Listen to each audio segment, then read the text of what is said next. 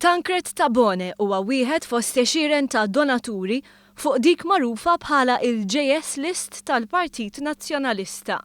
Lista imlaqma bl-inizjali tal-eks teżorier tal-Partit Nazzjonalista Joe Stellini u li permezz tagħha kuntratturi u kumpaniji li kienu jieħdu kuntratti tal-Gvern kienu jiġu msejħa biex ipattu lura b'donazzjonijiet sigriti lill-Partit Nazzjonalista. Dawn id-dettalji żvelati mill-Gazzetta Kulħadd jitfgħu aktar dawl fuq l-aġir tal-Partit Nazzjonalista fil-Gvern u llum li jinsab fl-Oppożizzjoni.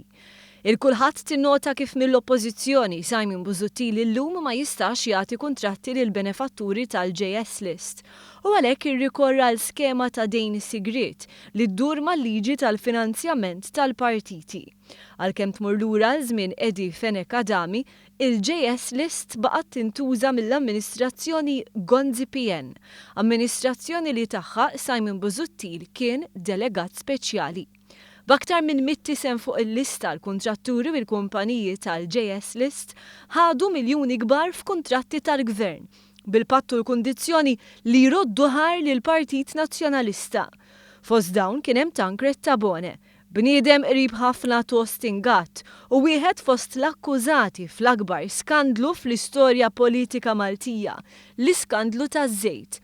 Fil-qorti Tancred Tabone li Gvern Nazzjonalista ħatru chairman tal-Ene Malta kien mixli li ħa eluf kbar f'commissions minn fuq ix-xiri taż-żejt.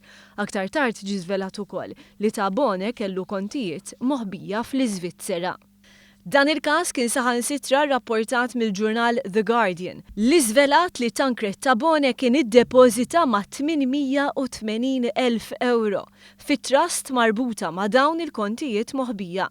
U minkejja snin twal juża s-sistema tal-JS List b'mijiet teluf miġbura mill-kuntratturi magħżula tal-Partit Nazzjonalista, illum l-istess partit jinsab fi kriżi finanzjarja bdejn ir-rapportat li laħaq 22 miljun euro.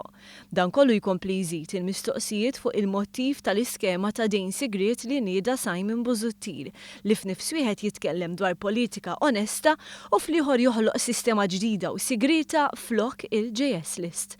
Il-kulħadd iżid li l-Partit Nazzjonalista qatt ma ċaħat l-eżistenza tal-JS List għal raġuni sempliċi li ma setax għaliex il-lista eżistiet għal snin sħaħ meta kienu fil-Gvern.